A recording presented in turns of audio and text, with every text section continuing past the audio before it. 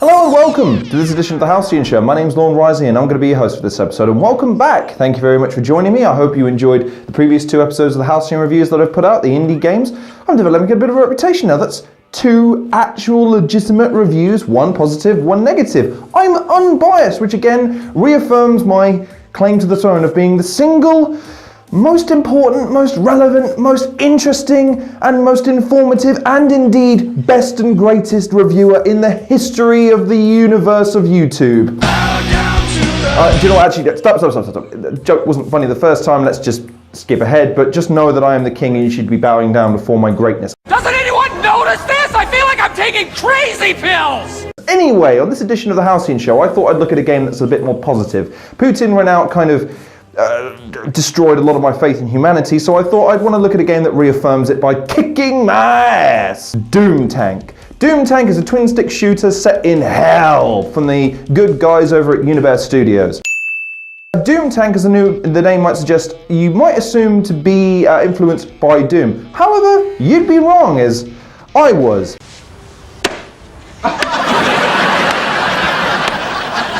In a question that I posed to the developers, I had a response back. Interestingly enough, Doom was not the influence of the initial design at all. The original idea was inspired by Smash TV. The developers stated that they wanted to do an ever-changing, single-room concept, but torn between doing something hellish and something futuristic, and they ultimately settled upon what appears to be a compromise between the two. They've got a big focus on explosions, puddles of blood, big enemies, and they decided that at the time to go for the hellish setting, but you can still see that there's some technological influences within the design of the game. But DOOMTANK, how can I summarize it? Well, do you have a sadomasochistic side, but you're hindered by the petty morality of society as a whole, and you need a game to really let loose and unleash that vicious, violent side of yours? Then this game might be of some interest to you.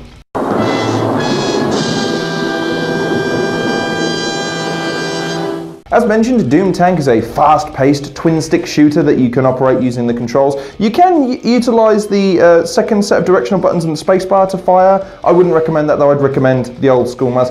Specifically not the pad though, the pad does make things as frustrating as those 2 configurations, so stick to the mouse and you'll be absolutely fine. But the game was released on the 12th of June 2019 and is priced currently at £4.79 or around $6 if you're in the US. And again, the game is from Unibear Studios, 2 developers, a gentleman by the name of Jordan Willis and another gentleman by the name of Daniel Pulley.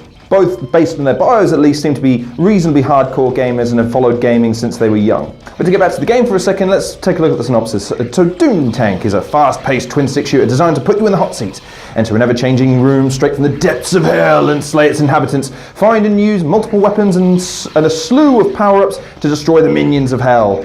Equip armor to stay alive, repair your tank, most of all, beat your high score. Download today and experience more than 20 levels and at least 4 bosses and a whole lot of fun. I'd agree with that synopsis to a large extent. The only thing I would say, being the dickish YouTuber reviewer guy, is maybe don't have hell twice in the same paragraph of the synopsis, just add another adjective in there, and that's actually a reasonably accurate assessment of the game. And when you look into it, so what kind of game do you have here? You have an over-the-top twin-stick shooter that's reminiscent of the design of Doom, but also has other elements incorporated into it. You have the DOOMTANK, which is a kind of a demon skull mounted on top of a panzer. And the idea is that you have to traverse each ever-changing level to survive, achieving a high score.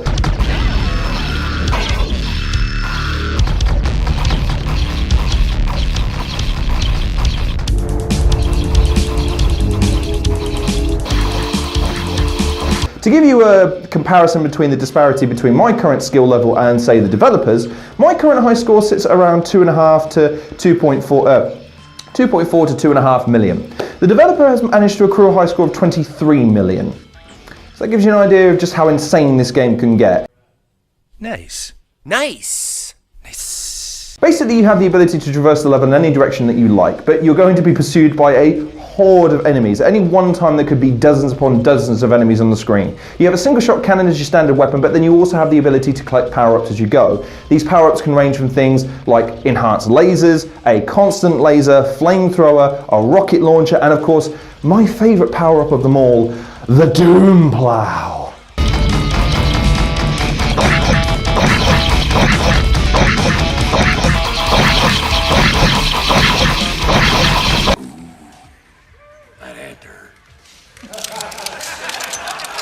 I mean, it actually harkens back to one of my favourite songs from the 1970s, I've Got a Combine Harvester, only I'd changed the lyrics to, I've got a combine harvester and I'm going to rain down hell on you.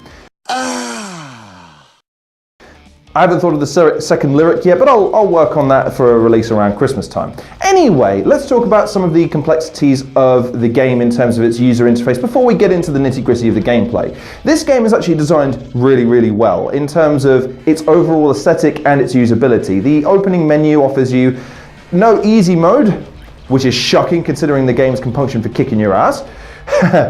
You also have the menu options, which are again reasonably simple, sound and all the rest of it. I would recommend turning down the music just a little bit. The only reason being is because the sound effects in the game itself is more interesting than the soundtrack, which unfortunately can get just a teeny tiny little bit repetitive, but actually suits the game quite well. In terms of the user interface when you're in game, it's actually really, really clear and really easy to understand. You've got the armor down in the left-hand corner, the health in the right-hand corner, and then you've got your high score, and DOOMTANK remains in the center of the screen at all times. In terms of how smooth and responsive the game is, it's really, really good. In terms of hit detection, it's amazing when it comes to enemies. In terms of you, actually, I think the game begrudges you just a little bit more leeway than other games do. For instance, there are times when there are larger enemies that have three-prong lasers that shoot out in three directions. These lasers can be dodged right up until the last second. What I found with a lot of indie games these days, unfortunately the ones that I've reviewed at least, is that the hit detection is a little vague and a little unforgiving at times. Sometimes a shot can come within your vicinity, and because there's this unforeseeable ring around you to make sure that the developers actually have the hit detection that they need to make the game fun and challenging, it means sometimes it can feel a little bit cheap. This game, on the other hand, allows you the opportunity to dodge right up until the last second because the projectiles don't really move all that fast, which allows you the opportunity to be able to circumnavigate a lot of the enemies, while at the same time not compromising dodging those projectiles, which is a really nice touch and really much appreciated, especially in a game that is as frantic as DOOMTANK is. And in terms of the learning curve, again, I learnt this the hard way just because unfortunately there's no tutorial screen and there's no button screen, otherwise I would have just put the mouse in straight away. I attempted to play like a twin stick in effect like this, and the learning curve is insane. It's just almost impossible to be able to navigate and shoot properly and in any real direction without using a mouse. But once you utilize those controls as opposed to using just simply your keyboard, then you'll find that the only real thing that you need to master in this game is movement. Obviously you're going to be firing at all times. I don't foresee a moment where you're going to take your finger off the fire button. But you can, I suppose, it just there's no real incentive to it considering that there's always more than likely going to be an enemy coming your way. But in my opinion, the mastery of this game lies in perpetual movement and when to recognize when to go on the attack as opposed to going on the offensive. What do I mean by this? Well, enemies will more often than not try to cut you off, but they will eventually kind of bottleneck into one big group to attempt to overwhelm you despite the rate of fire that you can propel with your standard cannon. In those moments, it's imperative to run away and run away as quickly as you can, because those are the moments where you're going to have to survive just long enough to be able to either repair yourself if you've accrued damage, or indeed pick up one of those juicy power-ups, which will invariably change the nature of the battle. Mainly because these power-ups offer a unbelievable boost in power and in terms of attacking range. For instance, just the base one, the rapid fire laser gun, it almost triples your output, which for the smaller enemies can kill them in one hit, which means you can kill 3 times more. On the higher ones, like the death plow for instance, you literally turn around and start chasing these sons of bitches around the map. And in these moments, that's why it's critical, because in those moments, not only can you thin the field, but you can also improve your high score, which is ultimately the main goal of this game, apart from surviving and completing all the levels, is getting that high score to the absolute most that you can, and the only way that you can do that is by recognizing when to go on the offensive. Now, an interesting tip from the developer that I got, which is that you only accrue a knockdown in your multiplier for damage which affects your high score when you take damage to your life. In other words, so long as you've got armor points left on your DOOMTANK, then your multiplier isn't going to be affected. So the main tip of this game, if you want to maximize your output without compromising your high score, is to always make sure that your armor's topped up, even at the expense of maybe some of that armor to get that boost, to get it back to 100%. Which is an interesting tactic, but of course it might lend itself to just teasing you to go into that horde just to get that power up and is it worth it? So it does make the game more dynamic, just knowing that fact, because you always got to be cognizant of that high score, because ultimately that's one of the reasons why you're going to play this game. Now, to touch on something the developer also mentioned, I wanted to criticize this game because there's no community leaderboard. It's something that was in Power Gunner. I felt that really made that game more enjoyable, knowing that I was miles away from the top of the board and that I had to work harder and harder and improve my game style to be able to get up. In this game you don't have that, which is a bit disappointing, to be perfectly honest with you, because this game really does kick your ass an awful lot, and we'll get into that in the aesthetics of the game in just a moment, but it really does let you have it sometimes in terms of its derogatory remarks and telling you you're a pansy and all the rest of these things. So it would be nice to be able to at least compare and contrast your score to other players. However, that's not possible. However, the reason why I'm not going to criticize this game for that is because the developer actually mentioned this before I had the opportunity to ask. And they stated basically in simple terms that they didn't have the time to develop all the software to implement anti-cheating software to make sure that people aren't just going 9999999999999, which I can fully appreciate. And if you want to build a community and you want to build a leaderboard that's actually fair and reasonable and gives people a sense of achievement, you don't want people spoiling that with cheating. So I fully appreciate the developer not only sort of referencing that in a response, but referencing it before I even had the opportunity to kind of raise it, which kind of tells me that they have their heads in the right places when it comes to the feel and the ultimate payoff that gamers might feel from this game. Yeah! A bad girl. So let's touch on the quality of the game just quickly. Overall, it's fantastic. It's well put together, it's smooth, it's really responsive, as I've referenced before. The only glitch that I've been able to find with the game, and this is, maybe it's something just I've experienced, I don't know. When you attempt to quit any game, and indeed go back to the main menu and attempt to quit from there, if the quit button isn't fully highlighted, it will kick you back into the main game for some reason. Now, I don't know why this is. Maybe I'm just not highlighting it correctly. It could just be me. But whenever I've hovered over the button and clicked it just the once, as opposed to the game start button, for instance, it doesn't register for whatever reason. You have to then quit again, and you have to hover over the button and make sure it's a. And in the initial instance, I had to do this 3 or 4 times before I realised, oh wait a minute, it has to highlight full red before the game will register that it's an option. Now again, this might just be me, and it may even be, and maybe I'm giving the developers too much credit here, it may even be the game's subtle way of saying F you, you're playing another game. But I don't know. It's something that the developer might want to look into in terms of, because it's a little bit frustrating when, for instance, I don't know, you're at work, you're playing a game and maybe you shouldn't be playing that game, and the boss walks in. I want to quit that game immediately, put it away so that I can wait till he leaves and boot the thing back up again rather than get caught and get it confiscated off me. That didn't happen, don't tell anyone. But it's a minor complaint. It doesn't spoil the game in any shape or sense, but it's the one thing that I've been able to come across that maybe could do with some looking at. In terms of how the game looks, is it eye-catching? You're goddamn right it is. The DOOMTANK logo is pretty damn dope. The skulls, I really like the aesthetics. It's all very metal. I really enjoy it. DOOMTANK itself looks great. The dichotomy between the technological Doom base, if you will, and the Doom head, the skull, they don't go together at all in terms of, they don't look like they go together, but in the aesthetic of this game, it looks really, really good. I really, really enjoy it. The levels, they look fantastic.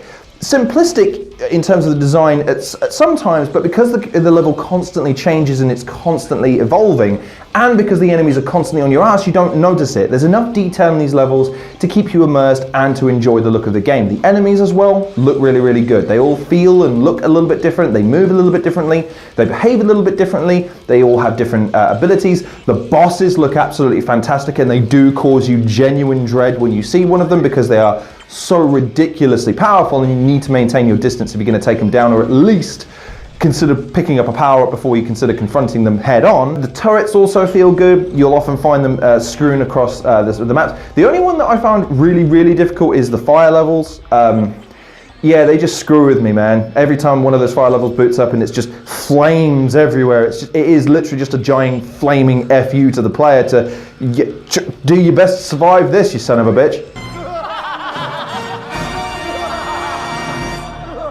But I can't argue that it doesn't look fantastic. It sounds great too. The sound effects of the gun sound impactful, rapid, they sound like they do a lot of damage. The soundtrack, while it can be a little bit repetitive, that's a complaint that you can level against most indie games, because of course they don't have the budget or indeed the resources to source or indeed create long, lengthy, hour-long soundtracks. So I have to judge the game based on the merit and how much it matches the aesthetic, and it matches it perfectly. It's a great, high-paced, high-tempo, angry metal song that just gets you pumped. And that's the best compliment I can pay this game overall. it's a game that really gets you pumped to play the game. It has a really strong addictive feel with the high score saying on the end screen, you're a loser, you are a failure, you need to play again, I need to beat this game. It's kind of reminiscent of the old school Batman games when Joker or Harley Quinn or Killer Croc or Scarecrow would come out and berate Batman, and it would make you go, screw you, pal, I'm beating you!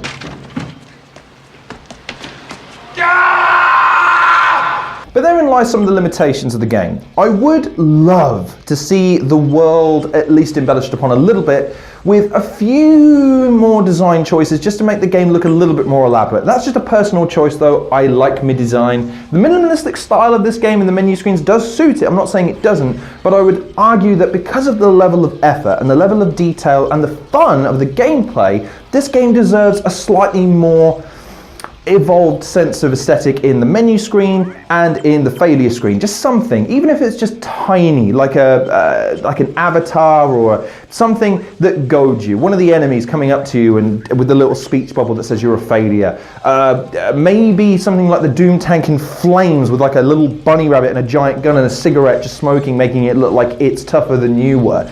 Just something to really add to that antagonistic feel, because the game attempts to do that throughout. You'll see these little speech bubbles saying that you suck and that you're a pansy and that you're rubbish or whatever.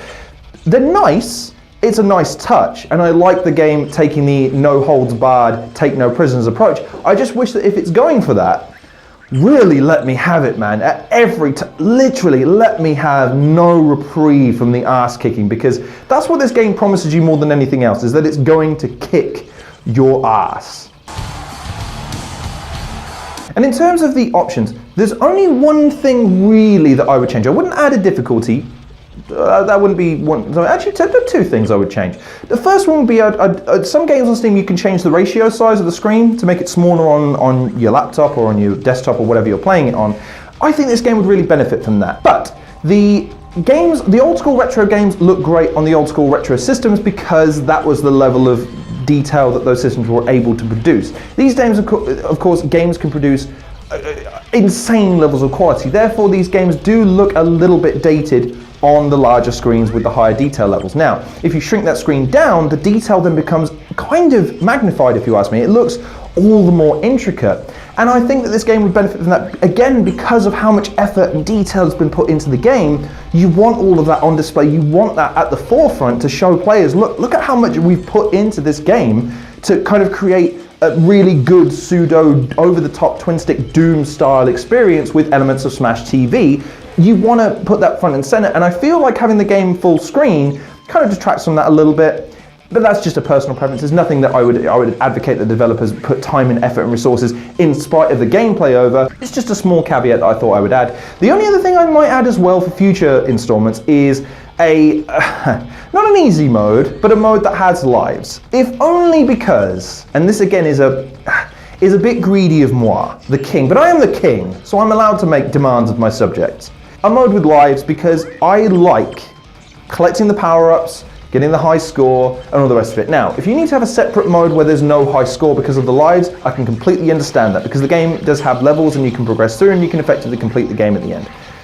And I would like to be able to experience it all. My current skill level with this game, again, is the disparity is between the developer is 10 times better than this game at me. And I would imagine that there's a lot of players out there that are going to be better than me in this game, but I really enjoy playing it. I really enjoy it, and I worry that my skill level is going to peter out at some point, and I'm not going to be able to progress by a certain level. And I like being able to experience everything a game has to offer. I'm the person that the easy mode on Star Fox 64 is aimed at, the one that plays itself. I just want to play the whole game, damn it. Just let me play. I would like that mode if nothing else, because it would give me a chance to at least progress to a certain extent beyond what I'm able to achieve at the moment. And I really want to experience absolutely everything that this game has to offer in terms of power-ups, in terms of the bosses, in terms of the different maps, because this game really is worthy of your time in that sense. But just quickly, let's wrap up a few other bits and bobs. The story and the main character, no story, no narrative.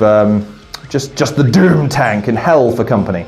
Let's talk about the game's objectives. To stay alive and accrue the high score.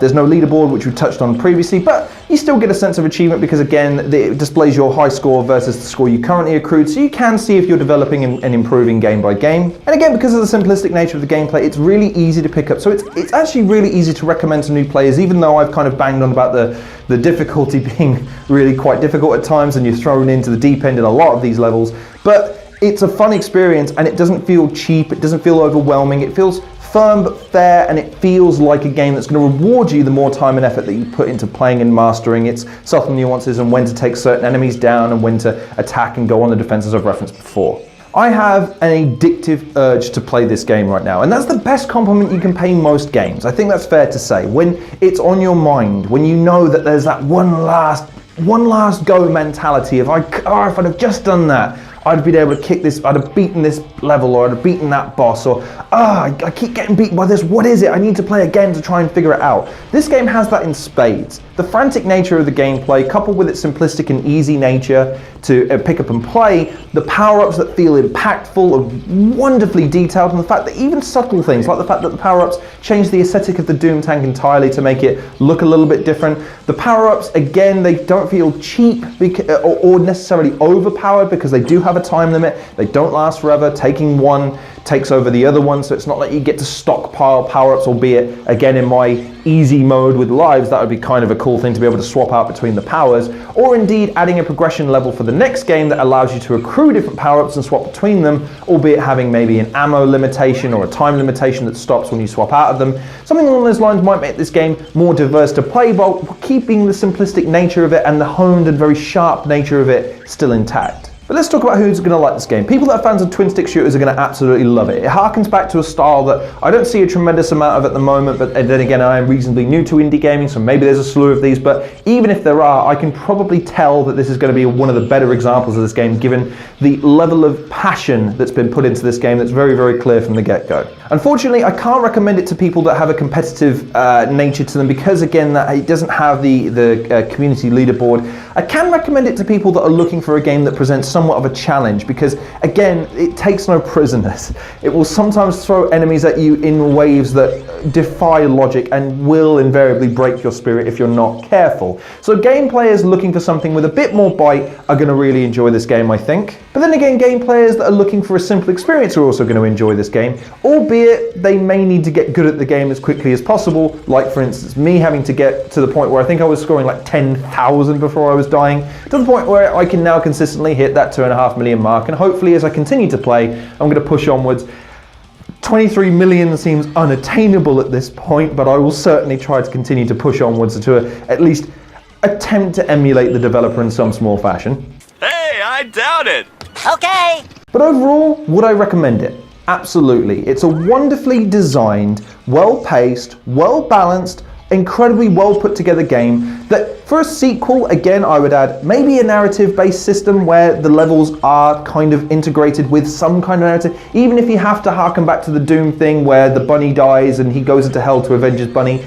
If that's what you have to do, it's simplistic and it's super easy to implement because all you're really doing is just adding a comic book panel at the beginning and end of each level. But it would add something to this game that I think maybe might improve it in the second installment. Again, I would add a level design that allows players of a lower difficulty to have lives, maybe accrue their power-ups, to be able to kind of blast through the levels and get through to the later levels without having to expend too much time and effort in getting better at the dynamics of the game. But if you wanted to then ramp the difficulty up, then again what I would suggest is really hammer home how much players suck by really throwing it in their faces when they die. Something along the lines of an animatic or some small animation or just a panel to really kick them while they're down, because again, if that's what this game is aiming for, and I feel that it is, it does do its job very, very well, but I feel that there is still a little bit room for improvement. And at the price that it's given at the moment, which again is around $4.79 or $6, then it's good value for money overall. It's a little bit more expensive than some of the other games that I reviewed recently, but compared to some of the other games that you're going to be seeing from me in the coming weeks and months that are priced at the same amount,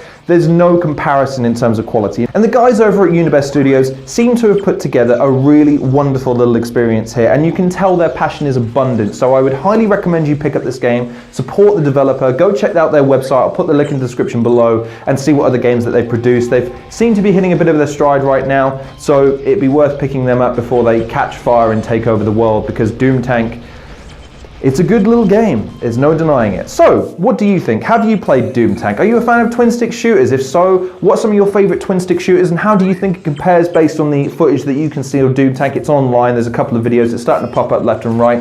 What do you think? Does it compare favourably? Is it on par? Is it maybe a little bit lacking a little bit? Tell me what you think in the comment section below. In the meantime though, thank you very much for watching this edition of the Halcyon Show. Please like, share and subscribe, and check out some of the other content that I've been producing recently. Also go check me out over at Defunct Games channel. We did our first review, not let's play. I was spanked vociferously for that mistake, and I apologise profusely to our Lord and Saviour. If I'm king, he is thy Lord and Saviour, Defunct Games Cyril.